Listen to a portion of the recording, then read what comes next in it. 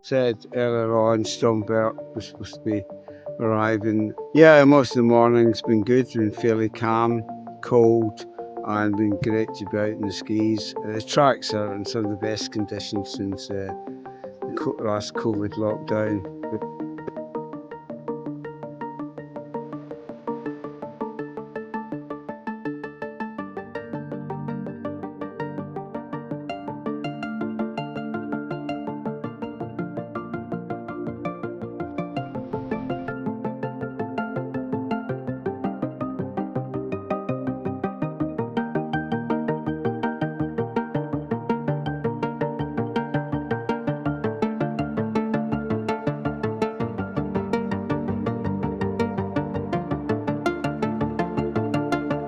It's really very nice and Christmassy.